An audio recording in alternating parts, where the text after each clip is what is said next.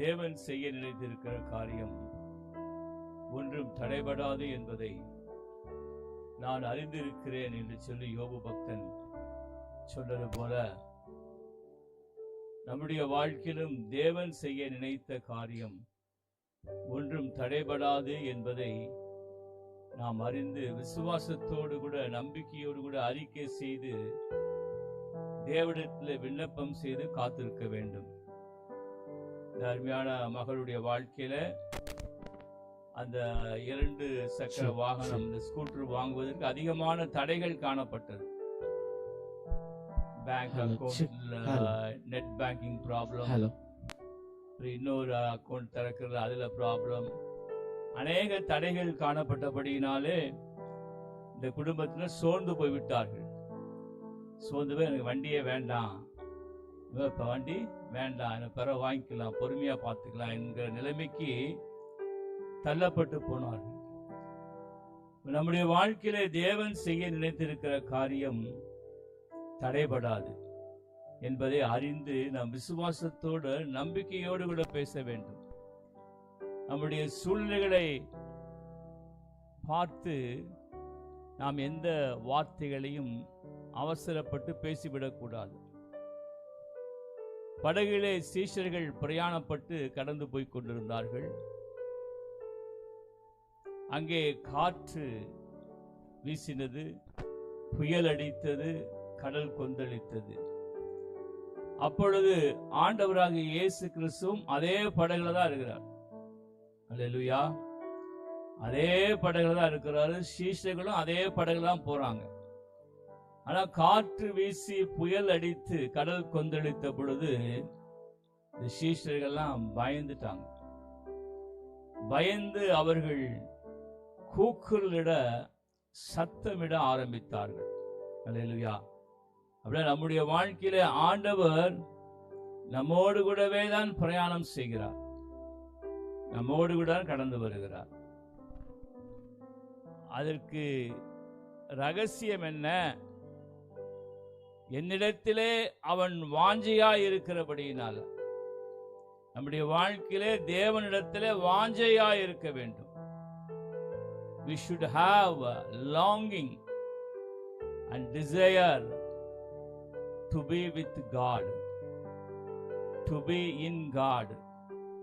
தேவனுக்குள்ளாக தேவனிடத்திலே வாஞ்சையா இருக்கணும், ஆசையா இருக்கணும். அப்பொழுது ஆண்டவர் நம்மை விடுவித்து உயர்ந்த அடைக்கலத்தில் வைப்பார். ஹல்லேலூயா. என்னிடத்திலே அவன் வாஞ்சையா இருக்கிறபடியினால இங்க படகு போகிறது, சீஷர்கள் இருக்கிறார்கள், இயேசு கிறிஸ்துவும் கூட தான் இருக்கிறார்.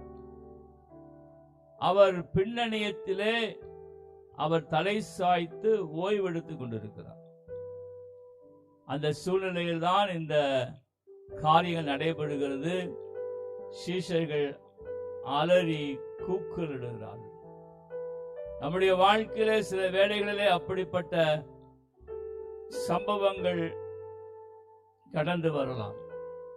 ஆனால் ஆண்டவர் நம்மோடு கூட இருக்கும் பொழுது அவை எல்லாவற்றிலிருந்து ஆண்டவர் நம்மை விடுவித்து காத்து நடத்துவார்.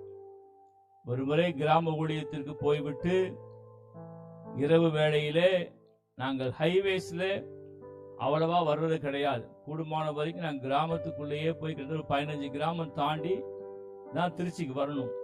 நம்ம ஊழியம் செய்யற கிராமத்துல இருந்து நாங்கள் கிராமத்துக்குள்ளேயே தான் வருவோம். அன்றைக்கு நாங்கள் சரி இன்றைக்கு ஹைவேஸ் வழியா போகலாம், கொஞ்சம் சீக்கிரமா போகலாம் என்று சொல்லி ஒரு எண்ணத்திலே இரவு வேலை ஹைவேஸ்ல வந்து கொண்டிருந்தோம். அது திருச்சி, கரூர், கோயம்புத்தூர் போகிற ஹைவேஸ். அதே போன்று கோயம்புத்தூர், கரூர், திருச்சி வருகிற ஹைவேஸ். அப்படி வந்து கொண்டிருந்த பொழுது எதிர்த்திலிருந்து ஒரு வாகனம், ஒரு கார் இன்னொரு வாகனத்தை ஓவர்டேக் பண்ணி லைட் போட்டுக்கொண்டு மிகுந்த வேகத்தோடு கூட வந்து விட்டார். நேரடியாய் வந்து எங்க கார் மேல மோத வேண்டிய சூழ்நிலை தான். ஏன்னா அது வந்துட்டு அவன் ஃபுல்லா அந்த வாகனத்தை ஓட்டுகிறவர் ஃபுல்லா ஓவர்டேக் வந்து விட்டால் எங்களுக்கு ஒதுங்குவதற்கு இடம் கிடையாது. அந்த பக்கம் வந்து காவேரி ஆறு, காவேரி ஆற்றினுடைய கரை. இந்த பக்கம்லாம் வண்டி போயிட்டு இருக்கு வேக வேகமா கோயம்புத்தூர் கரூர் நோக்கி. எதிர் திசையில மிகுந்த வேகமா ஓவர்டேக் பண்ணி ஃபுல் லைட் போட்டு வந்து விட்டா இடிக்க வேண்டிய, மோத வேண்டிய, விபத்து நடக்க வேண்டிய சூழ்நிலை தான். என்ன நடந்ததுன்னு எனக்கே தெரியாது. ஆண்டவரே அந்த ஸ்டீரிங் அவரே இயக்கி திடீரென்று ஓரமாய் போகும்படியா, சில ஓரத்துல இடமே கிடையாது அங்க. ஆக்சுவலா அந்த பக்கம் வந்து காவேரி கரை. திடீரென்று ஆண்டவரே காரை நகர்த்தி ஓரமாய் கொண்டு போய் அந்த கார் கடந்து போகும்படியாக விபத்திலிருந்து ஆண்டவர் தப்புவித்தார். அல்லேலூயா. அவரிடத்துல வாஞ்சையா இருக்கணும், அவரிடத்துல தாகமா இருக்கணும், அவரிடத்துல அன்பா இருக்கணும். தேவன் எனக்காக யாவற்றையும் செய்து முடிப்பார் என்கிற விசுவாசத்தோடு கூட, நம்பிக்கையோடு கூட நாம் வாஞ்சையா இருந்து காத்திருக்க வேண்டும். அல்லேலூயா. காத்திருக்கும் பொழுது நிச்சயமாகவே ஆண்டவர் நம்மை விடுவித்து நம்மை காத்து அவர் உயர்ந்த அடைக்கலத்தில் கொண்டு வச்சிருவார். ஆமென். உயர்ந்த அடைக்கலம், உயர்வு, பாதுகாப்பு, அப்படிப்பட்ட இடத்திலே ஆண்டவர் நம்மை கொண்டு வைப்பார். அதுக்கு ரகசியம் என்ன? அவரிடத்துல வாஞ்சையா இருக்கிறோமா, அவரிடத்துல அன்பா இருக்கிறோம். வாஞ்சை என்றால் ஆசை. ஏசாமி கிட்ட ஆசையா இருக்கணும். அல்லேலூயா. ஆசையா இருக்கிறவங்க சர்ச்சுக்கு ஒழுங்கா வருவாங்க. அல்லேலூயா. சர்ச்சுக்கு கரெக்டா வருவாங்க. ஏசாமியோட ஆசையா இருக்க என்ன செய்வாங்க? பைபிள் ஒழுங்கா வாசிப்பாங்க. அல்லேலூயா. ஆண்டவராகிய இயேசு கிறிஸ்துவை அனுதினமும் நாம் சந்திக்க வேண்டும். அனுதினமும் அவரிடத்திலே ஆசையா இருக்க வேண்டும் என்றால் வேத வசனங்களை வாசிக்கணும். வேத வசனங்களை எந்த ஒரு மனிதன் ஆசையாய் வாசிக்கிறானோ, விருப்பமாய் வாசிக்கிறானோ, நாட்டமாக வாசிக்கிறானோ, அவன் ஆண்டவராகிய இயேசு கிறிஸ்துவினிடத்திலே அன்பாக இருக்கிறான். அல்லேலூயா. இயேசு கிறிஸ்துவினிடத்தில் எப்படி அன்பாக இருக்கிறது? ஆண்டவருடைய வசனங்களை ஆசையாய் வாசிக்க வேண்டும். அல்லேலூயா. டிஜே தினகரன் அவர்கள் அவருடைய பிரசங்கத்திலே சொல்லுவார்கள், அவர் வேத வசனம் வாசிக்க காரியத்திலே மிகுந்த ஆசை உடையவர். அவர் ஸ்டேட் பேங்க் ஆஃப் இந்தியால உயர் அதிகாரியா இருந்தவர். ஒரு முறை தொடர்ச்சியாக இன்னும் அதிகமாய் வேத வாசிக்க வேண்டும் என்று சொல்லி அவர் பேங்குக்கு லீவ் போட்டார். லீவ் போட்டு தனியா ஒரு அறை எடுத்து அங்க போய் உட்கார்ந்து சில நாட்கள் ஆசையாய் வேதம் வாசித்து ஜெபித்தார். அல்லேலூயா. அல்லேலூயா. நல்ல உயர் பதவியில உயர் அதிகாரியா இருந்தவர். இந்த நாட்கள் நாம் பார்ப்போமானால் ஜனங்களுக்கு கேட்டா எங்களுக்கு லீவே கிடைக்காது, எங்களுக்கு லீவு கொடுக்க மாட்டாங்க என்று சொல்லி ஏதோ ஒரு காரியத்தை சொல்லி சாக்கு போக்கு சொல்லுகிறதை நாம் பார்க்கிறோம். அவன் என்னிடத்திலே வாஞ்சையாய் இருக்கிறபடியினாலே நான் அவனை விடுவித்து தப்புவித்து உயர்ந்த அடைக்கலத்தில் வைப்பேன். இயேசு கிறிஸ்துவினிடத்திலே ஆசையாய் இருக்கிறவர்கள் சபைக்கு சரியாக வருவார்கள். சபை கூடி வருவதை ஆசையாய் தேடுவார்கள். கடந்து ஓடி வருவார்கள். அல்லேலூயா. கடந்து ஓடி வருவார்கள். 1906ஆம் ஆண்டு இந்த நூற்றாண்டின் துவக்கம், 19ஆம் நூற்றாண்டின் துவக்கம். நாம் இப்பொழுது 20ஆம் நூற்றாண்டிலே இருக்கிறோம். 1906ஆம் ஆண்டு அசூசா ஸ்ட்ரீட் என்கிறதான ஒரு தெரு, அந்த தெருவில் ஒரு வீடு. அல்லேலூயா. அந்த தெருவில் ஒரு வீடு. அங்கே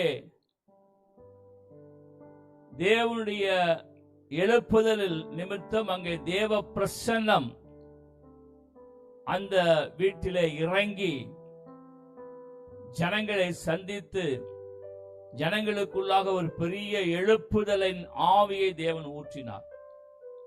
1906 வில்லியம் சீமூர் என்கிறதான ஒரு கருப்பினத்தை சேர்ந்த ஒரு ஊழியரை தேவன் எடுத்து பயன்படுத்த துவங்கினார்.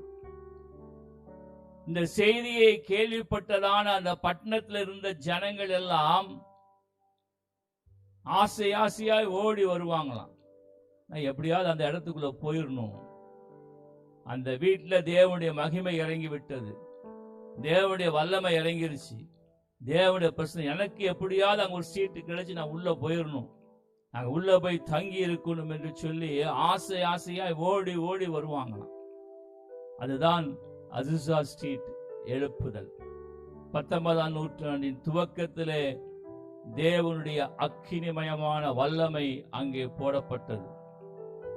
வெளியே தூரத்திலிருந்து பார்க்கிற பொது ஜனங்கள் அந்த வீட்டின் மேலே அப்படியே அக்கினி எரிகிறதை பார்த்தார்கள். அந்த வீட்டின் மேலே அக்கினி எரியுமா. அது அந்த பில்டிங்கை ஒன்றும் பண்ணாது, பில்டிங்கை எரிக்காது. ஆனா தூரத்திலிருந்து பார்க்கிற ஜனங்கள் அந்த வீடு தீப்பற்றி எரிகிறதுன்னு சொல்லுவாங்களாம். அந்த அளவுக்கு தேவனுடைய வல்லமையான மகிமையின் பிரசன்னம் அந்த இடத்திலே அந்த வீட்டிலே ஊற்றப்பட்டது. ஜனங்கள் ஓடி ஓடி வருவாங்க. இரவும் பகலும் கூட்டம், இரவும் பகலும் ஆராதனை, இப்படியாக தொடர்ச்சியாக நடைபெற்றுக் கொண்டே இருந்தது. என்னிடத்திலே அவன் வாஞ்சியாயிருக்கிறபடினாலே அவனை விடுவித்து அவனை உயர்ந்த அடைக்கலத்தில் வைப்பேன். ஆண்டவரிடத்திலே ஆசையா இருக்க வேண்டும், வாஞ்சையா இருக்க வேண்டும், தேவனிடத்திலே அன்பு செலுத்த வேண்டும். அப்பொழுது தேவன் நமக்கு உதவி செய்ய வல்லவராக இருக்கிறார். முதலாவது என்ன சொன்ன? தேவனிடத்திலே வாஞ்சையா இருக்கிறவர்கள், ஆசையா இருக்கிறவர்கள் தேவனுடைய ஆலயத்திற்கு கடந்து ஓடி வருவார்கள். இரண்டாவது, தேவனுடைய வசனத்தை ஆசையாய் வாசிப்பார்கள். அல்லேலூயா. மூன்றாவது, தேவனிடத்திலே வாஞ்சியாயிருக்கிறவர்கள் ஆசையாய் ஜெபிக்க ஓடி வருவாங்க. அல்லேலூயா, அல்லேலூயா. ஜெபிக்க ஓடி வருவாங்க. இல்ல அவர்கள் வீட்டிலேயாவது உட்கார்ந்து ஜெபிப்பார்கள். நேரம் எடுத்து அவர்கள் நேரம் ஒதுக்கி ஜெபிப்பார்கள். ஜான் வெஸ்லி என்கிறதான ஊழியர், சிலர் கேள்விப்பட்டிருக்கீங்க. ஜான் வெஸ்லி என்கிறதான ஊழியர், அவர் இங்கிலாந்து தேசத்திலே பிறந்து வளர்ந்ததான ஊழியர். அவருடைய சகோதர பெயர் சார்லஸ் வெஸ்லி. அவங்க அம்மா சூசன் வெஸ்லி. அவங்க அம்மாக்கு 19 பிள்ளைங்க. எத்தனை பிள்ளைங்க? 19 பிள்ளைங்க. ஏதாவது 19 பிள்ளைங்க இருக்கிற குடும்பம் யாருக்கா தெரியுமா? இப்ப இருக்கிற காலத்துல ஒண்ணு குழந்தைய பெற்று வளர்க்கிறதே பெரும்பாடா இருக்குது. என்னைய எப்படி உன்னைய எப்படின்றாங்க பெற்றோர்லாம். நிறைய பெற்றோர் வந்து சொல்ல, பிள்ளைங்களை வளர்க்குற டென்ஷனா இருக்கு பாஸ்டர், அதுக்காக ஜெபம் பண்ணுங்க அப்படின்றாங்க. ஒரு வீட்டுல 3 பிள்ளை இருக்குது, பிள்ளைய வளர்க்கல டென்ஷன் ஆகி ரொம்ப பிரச்சனையா இருக்கு எங்க குடும்பத்துல, அதுக்காக அவன் ஜெபம் பண்ணி விடுங்கன்றாங்க. அப்படி போகுது இப்போ விஷயங்கள் எல்லாம். இப்போ அந்த குடும்பத்திலே 19 பிள்ளைகள். அல்லேலூயா. 19 பிள்ளைங்களுக்கு அந்த காலத்துல சில நூற்றாண்டுகளுக்கு முன்பாக சாப்பாடு செய்யணும் எவ்வளவு கஷ்டம். அப்போ இந்த மாதிரி கேஸ் அடுப்பு கிடையாது, இண்டக்ஷன் ஸ்டவ் கிடையாது, ஒண்ணுமே கிடையாது. அந்த நாட்களிலே அந்த தாயார் அவர்கள் எல்லாம் பராமரிப்பதற்கு தேவையான உணவு வகைகள், சாப்பாடுகள் எல்லாம் செய்து அந்த 19 பிள்ளைகளிலே ஒரு காலகட்டத்திலே கொஞ்சம் கொஞ்சமாக ஒரு 10 குழந்தைகள் வரைக்கும் இறந்து விட்டார் என்று சொல்லி சரித்திர குறிப்பில் பார்க்கிறோம். அந்த தாயார் அப்படியாக அவர்களுக்கு உணவு செய்து வைத்து விட்டு தினமும் கட்டாயம் 2 மணி நேரம் ஜெபிப்பாங்க.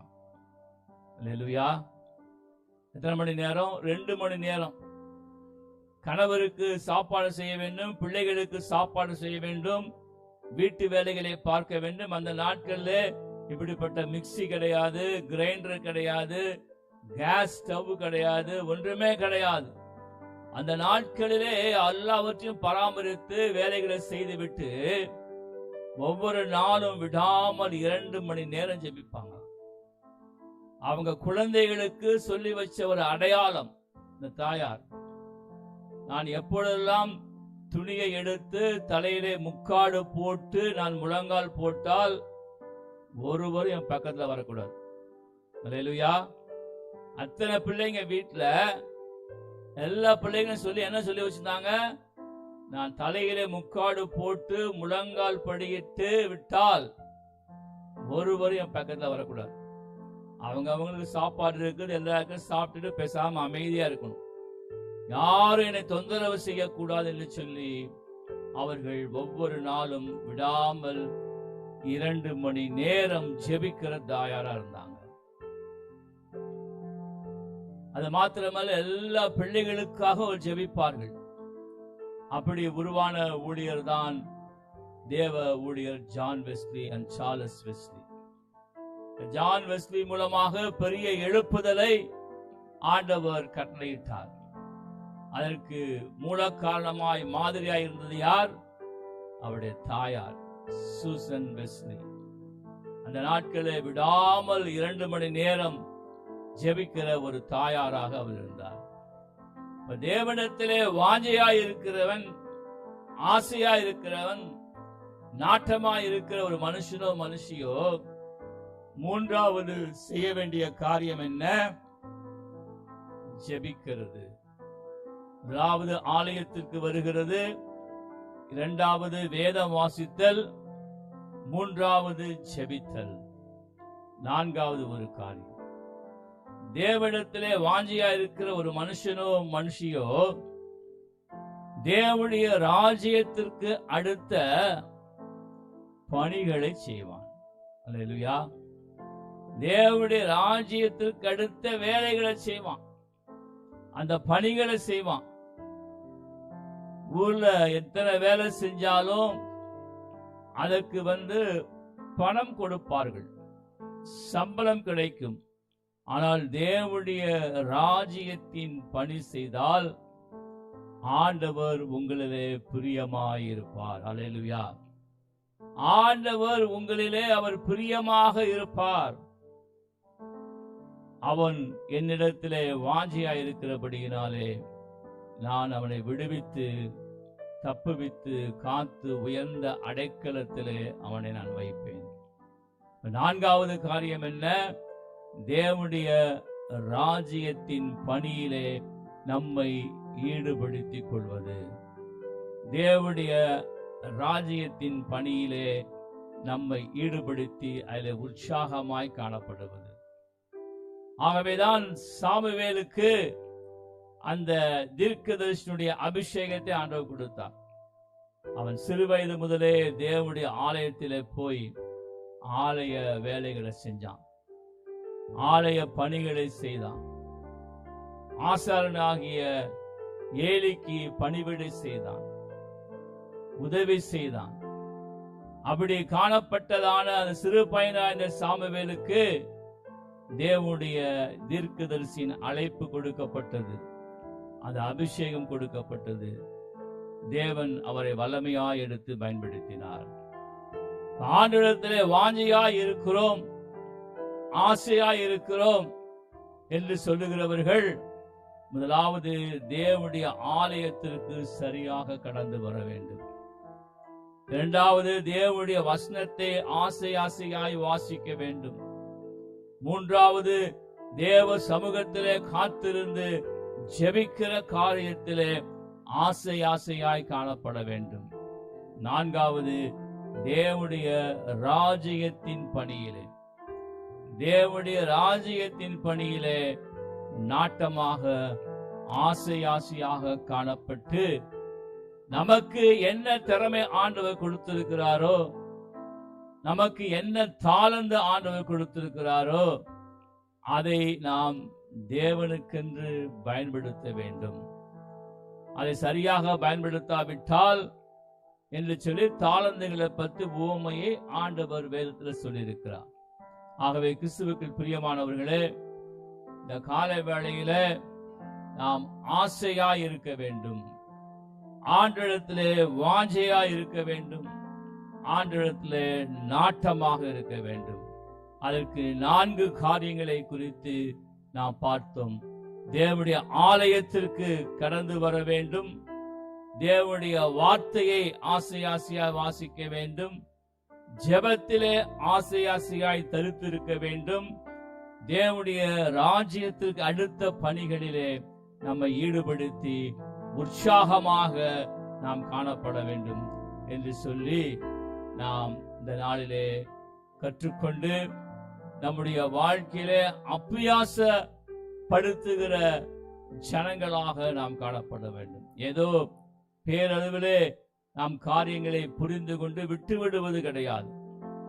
ஆசையாய் நாம் நம்முடைய வாழ்க்கையில கற்றுக்கொண்டு அதை அபியாசப்படுத்தும் பொழுது நிச்சயமாகவே ஆண்டவர் நம்மை உயர்ந்த அடைக்கலத்தில் வைப்பார். ஆண்டவர் நம்மை உன்னதமான ஆசீர்வாதத்திலே கொண்டு போய் வைப்பார். அதற்கு எந்த விதமான சந்தேகம் நமக்கு தேவையில்லை.